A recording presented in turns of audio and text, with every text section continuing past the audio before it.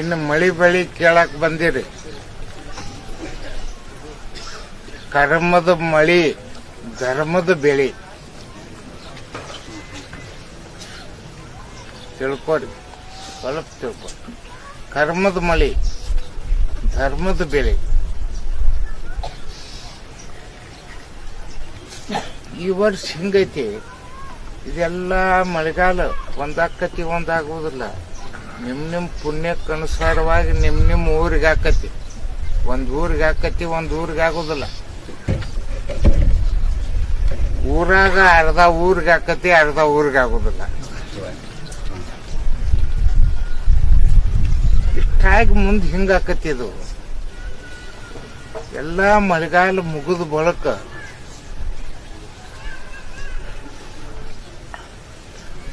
ಬಿರುಗಾಳಿ ವಾದಳ ಚಾಲು ಆಕತಿ. ಆಗ ಮಳಿ ಚಾಲು ಆಕಾವ.